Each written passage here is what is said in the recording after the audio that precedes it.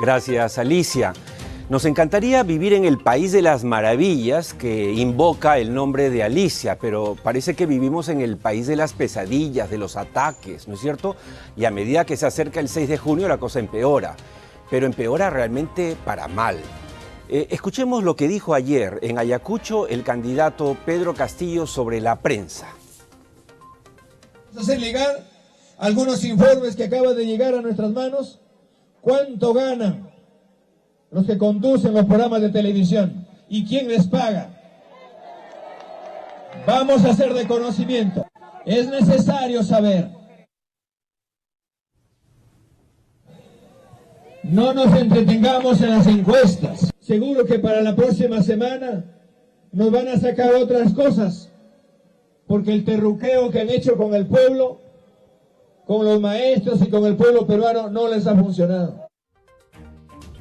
Bien, tenemos, ahora después de haber escuchado a Castillo, vamos a ver, para que tenga una idea, cuáles son las consecuencias de los enunciados agresivos.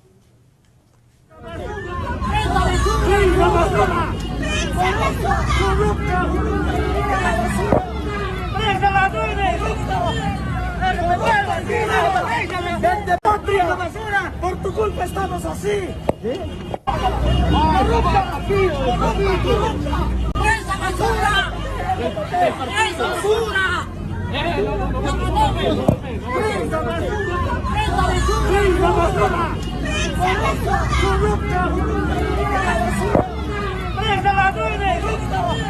Amigos de ATV, para ser serios, escrupulosos con la verdad, debemos decirles que esta persecución que ustedes ven no es una persecución a una unidad móvil de la prensa.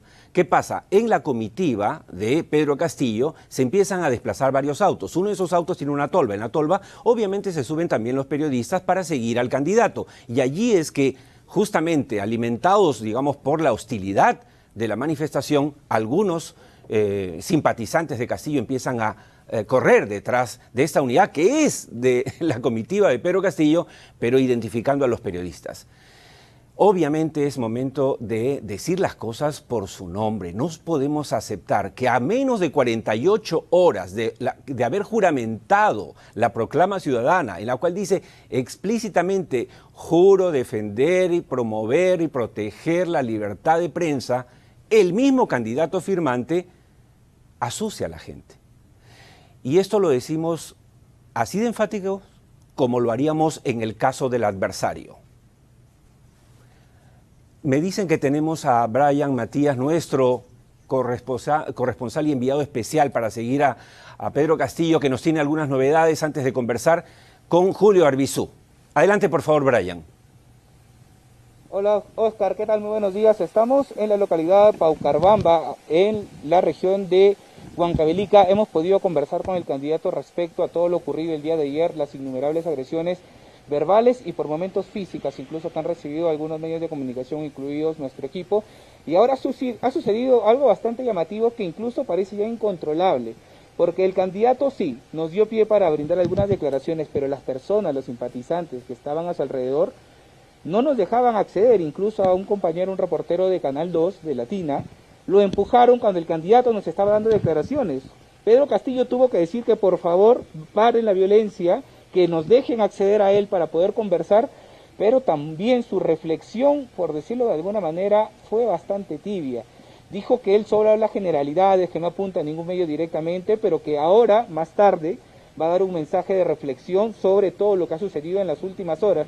Algo que lamentablemente, Oscar, yo no estoy acostumbrado siempre, es el más tarde, luego les declaro, más tarde conferencia, y al final nunca se da. Pero lo que vivimos hoy lo vivimos frente al candidato. Es decir, el candidato tratando de calmar las aguas, se daban estos empujones. A nuestro colega lo empujaron, el micro voló en la cara del candidato a 2 metros. Es decir, que ya está tan asustada alguna parte de la población que, a pesar de que el propio líder de Perú Libre pedía calma, no los escuchaban.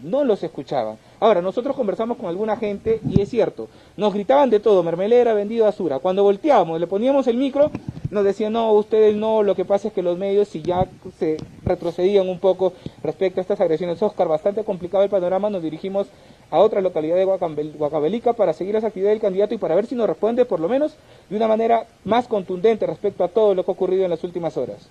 Muchas gracias, Brian. Muchas gracias por esas palabras. Brian, enviado especial de ATV Noticias, ha estado en el lugar de los acontecimientos ayer y ya nos relató lo que ha pasado ahora. Decía solo para terminar esto que así como repudiamos el azuzar la violencia e insultar y agredir a la prensa, que es independiente, lo haríamos con la misma fuerza si es que viene del otro lado, como lo hicimos en su momento cuando López Aliaga habló de muertes. Entonces, por favor, a los dos bandos, tranquilidad, serenidad. Tenemos aquí en estudio a Rómulo Mucho, que es integrante del equipo técnico de Keiko Fujimori. Él vivió una situación violenta, le cayó una piedra, le rompieron la cabeza. De eso vamos a hablar también porque tenemos que parar la mano, porque nos faltan 2 semanas todavía para el 6 de junio y esto no puede seguir. Pero vamos a comunicarnos de inmediato con Julio Arbizu.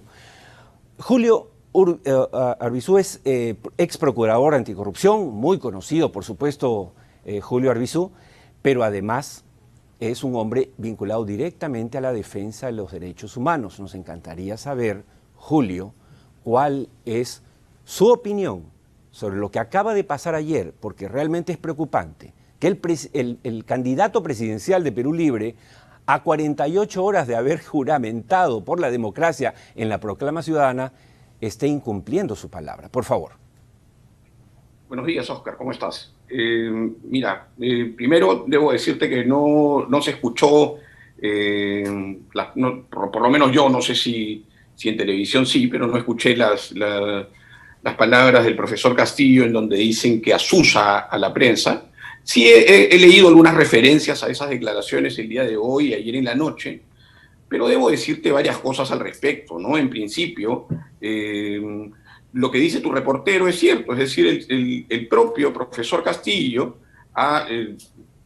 lo ha dicho expresamente, ha solicitado que esto no ocurra, es decir, que esta muchedumbre no agravie, no ataque a los hombres de prensa que deben cumplir su labor, por supuesto, en la más absoluta libertad. Ahora, si hablamos de absoluta libertad, ¿no es cierto?, debemos también señalar que esta libertad está absolutamente condicionada en una buena cantidad de casos en la prensa peruana por intereses empresariados filtrados en contenidos informativos de los medios de comunicación.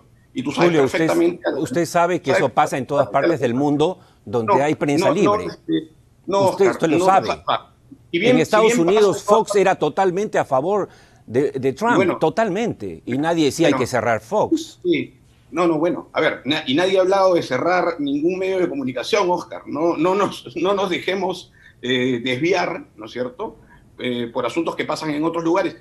Y lo que tú dices es cierto, Fox efectivamente estuvo echada en favor de la candidatura de Trump, pero aquí hay no solamente un medio de comunicación, sino una mayoría sólida, monolítica, ¿no es cierto? Julio, pero es su derecho. Es su derecho. Aquí en ATV, por ejemplo, estamos manteniendo una ubicación totalmente plural, como usted puede presenciar. El derecho a la libertad de información y a la libertad de expresión tiene doble contenido, ¿no es cierto? Uno, del lado del ciudadano, de los ciudadanos que tenemos derecho precisamente a nuestra libertad de información y, por supuesto, de los medios de comunicación a ejercer su derecho a la libertad de expresión. El problema es cuando esa libertad de expresión se ve tamizada por intereses empresariales, por intereses corporativos. Ese es un problema porque allí sí distorsiona el derecho a la información. Ahí el problema, Julio, ¿sabe cuál es? Yo tengo más de 30 años como comunicador social.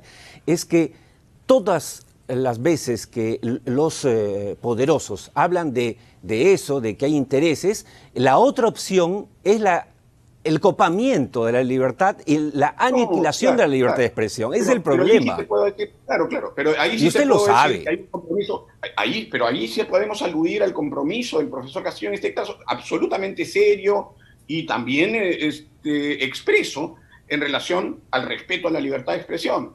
Y lo que te digo, estas manifestaciones, repudiables por cierto, ¿no es cierto?, obedecen a esto que te estoy diciendo, a una realidad incontrovertible. Pero hay maneras, Julio. Usted es un hombre ligado, que yo respeto mucho, ligado a la defensa de los derechos humanos. No puede usted, por la simpatía que le tenga o el apoyo ahora, eventual, pasajero posiblemente, a Pedro Castillo, olvidar su esencia.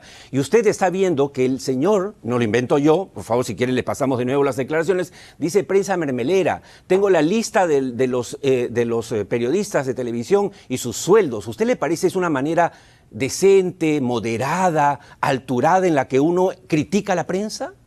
Oscar, hoy día tu reportero acaba de decirte, ¿no?, que quien tuvo que contener a esa muchedumbre enardecida que no dejaba trabajar a los reporteros fue el propio profesor Castillo, Oscar, no otra persona.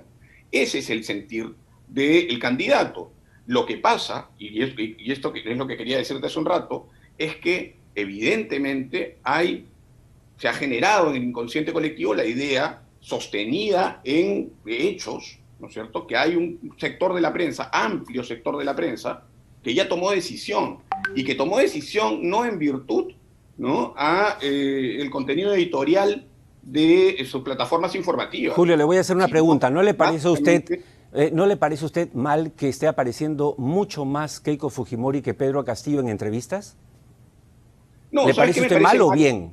No, ¿sabes qué me parece? Me parece, más allá del... No, le hago esta pregunta porque usted sabe que no está Castillo porque no da entrevistas. O sea, usted tiene la gentileza de aceptar nuestra invitación, y así debe ser, así es la democracia. Pero su candidato no quiere ser entrevistado.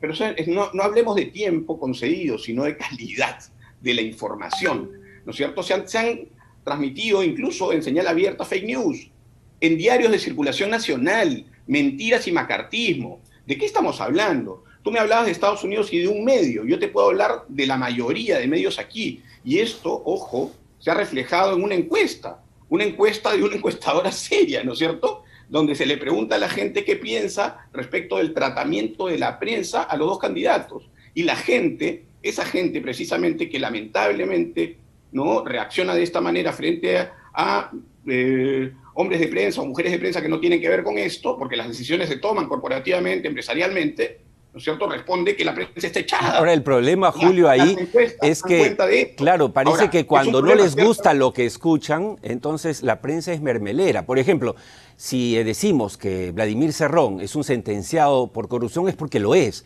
Si pasamos los audios del señor Bermejo, candidato electo de Perú Libre, hablando lo que dice, que son pelotudeces de la democracia, no hay manipulación allí.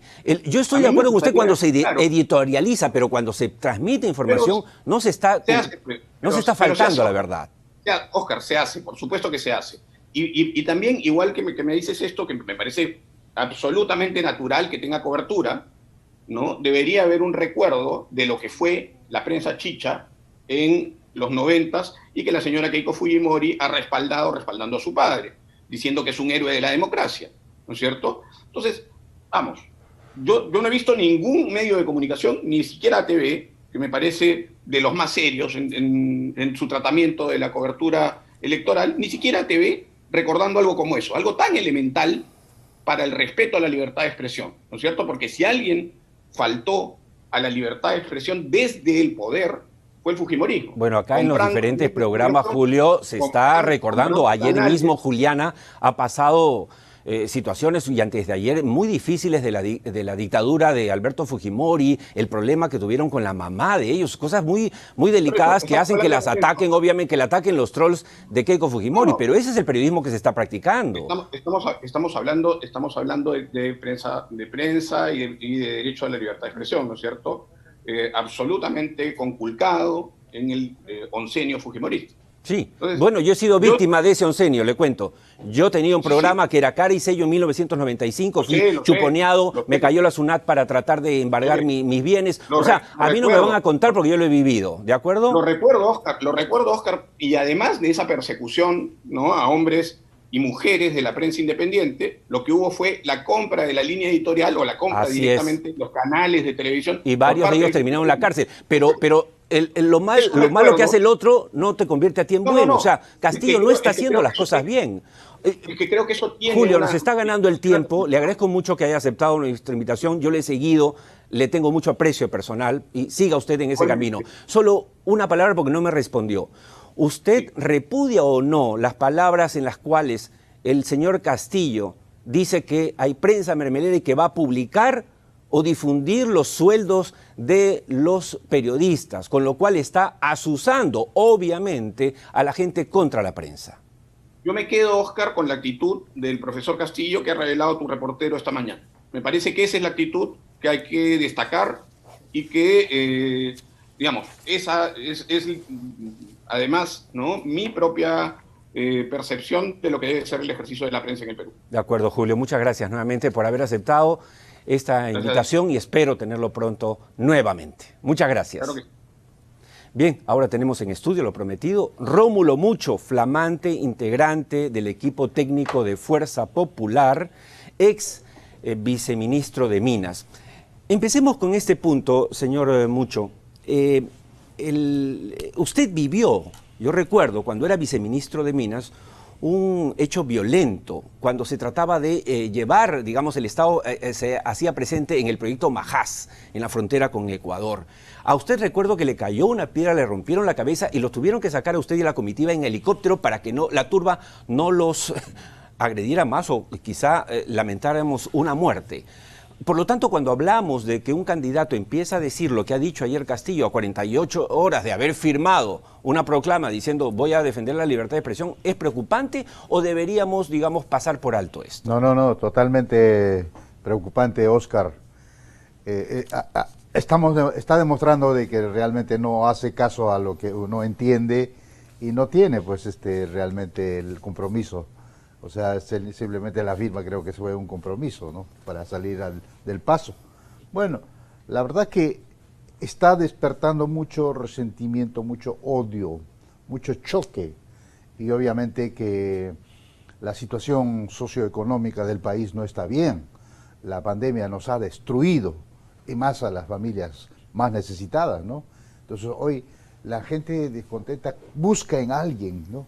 Creen que el profesor Castillo les va a escuchar, les va a atender las necesidades y que no, pero si no tiene capacidad, si no tiene programa, si no tiene plan, si no, todo es un desorden, orfandad de ideas, ¿de dónde? ¿Cómo?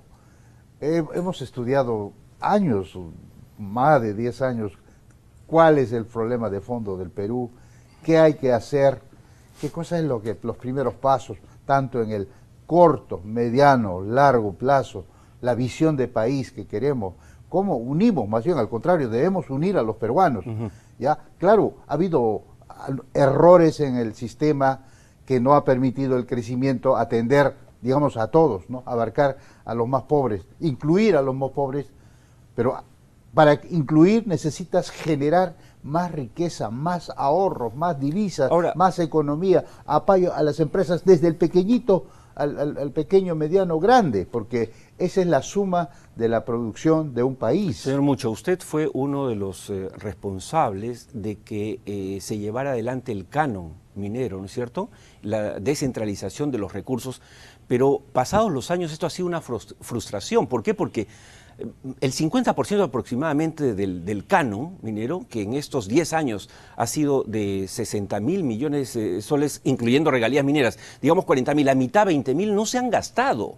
¿Cómo hacer para que realmente la gente siente ese beneficio? Mira, yo estuve en el Congreso un corto periodo porque nos cortaron, ¿no?, por también un momento muy crítico que pasamos en aquella época, también una época de conflicto y de problemas de gobernabilidad, ¿no? Y que, bueno, asumí la presidencia de la Comisión de Energía y Minas, y bueno, trabajamos duro para sacar el canon. Consultamos, había como 5 proyectos de ley, pero lo hice mío los 5 proyectos y comencé a trabajar con consulta con todas las entidades involucradas, con los alcaldes, con la sociedad, con el Instituto de Ingenieros de Minas, con las universidades, para encontrar una solución. Creo que fue un modelo de cómo se debe sacar una ley. La iniciativa fue buena, ¿ya? La idea, hubo, pero la gestión pésima. Captamos muchas iniciativas, obviamente, y lo incorporamos, y la defensa del canon en el Pleno del Congreso fue apoteósico, con PowerPoint, con costo-beneficio, con números, y claro que fue aprobado unánimemente, ¿no? Y bueno, ahora han pasado 20 años, bueno, pues estamos muy tristes, muy frustrados, como lo has ¿Es dicho. viable la propuesta de Keiko Fujimori de distribuir a la gente el 40% del canon minero? Y dijimos que había que devolver, había que compensar el dinero que salía de donde sale la riqueza para el desarrollo, ¿no? De las Claro, es la comunidades, esencia del canon minero, de las claro. poblaciones, atender las necesidades básicas insatisfechas, atender con infraestructura rural, caminos rurales, electrificación rural, atender que llegue el desarrollo, ¿no? Saneamiento, agua, desagüe. Bueno, Pero si no llega y las madres pobres del Perú ven a sus hijos morir en sus brazos porque no hay hospital y no hay atención médica en lugares donde hay riqueza, obviamente la gente se indigna, se frustra. Fue frustrante y muy preocupante no ha cumplido su rol. No ha cumplido su rol. Entonces a mí me preguntan siempre, oye, ¿y estás contento? No, ese canon, y todavía el monto que has dicho es mucho más que eso. Canon y regalías están llegando alrededor de 80.000 millones de soles. Así que... Sí, es 80.000. 20.000 son de regalías, claro, y 60.000 de canon minero. Y del canon minero de los 60.000, digamos, o de los 40.000 ahí, bueno, se han gastado 20.000, hay 20.000 millones más o menos. Sí. Hablemos grueso porque no vamos a confundir a nuestros televidentes. Pero si hablamos de 20.000 millones de soles que ya han sido pagadas por las empresas mineras, ¿de acuerdo? Y que están en las arcas fiscales, es un crimen tenerlas guardadas. En realidad el canon es el impuesto a la renta que paga la empresa. Y de ahí 50% se le capta. Así y es. claro que en esa época el Ministerio de Economía y Finanzas estaba en contra, porque le estás succionando del fisco, ¿no? Entonces, de este monto ya algunos estudios ya han clarificado, casi un 30% al 40% han utilizado en gasto corriente. No es para eso. Un 20% han usado para compra de materiales. No es para eso. Y posiblemente un 20-30% de eso se ha ido a la corrupción.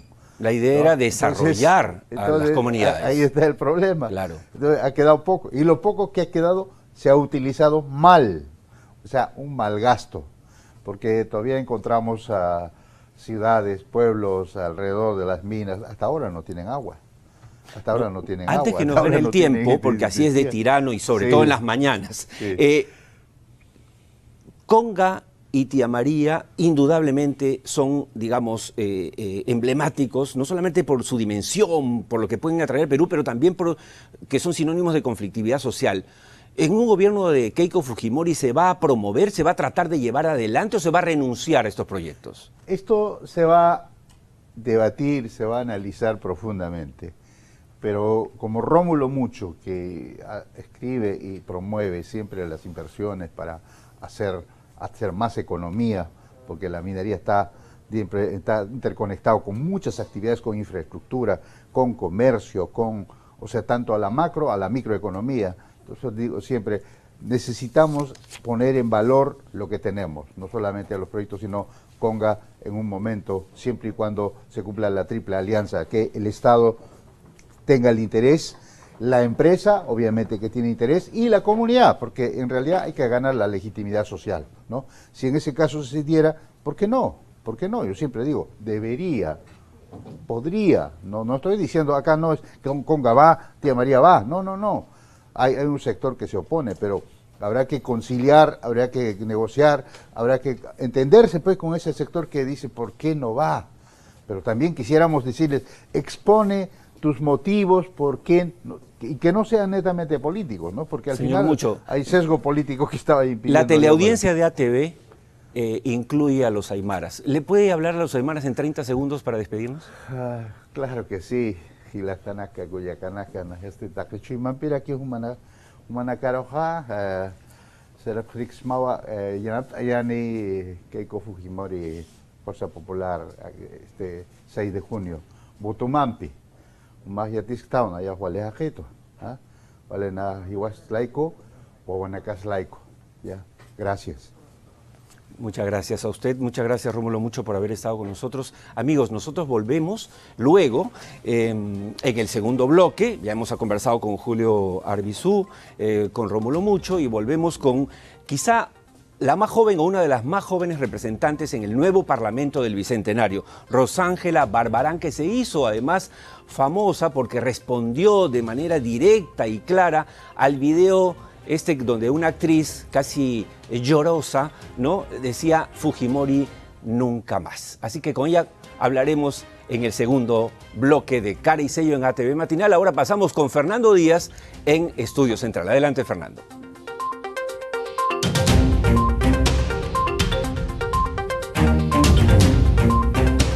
Bien amigos, 8:18, estamos listos ya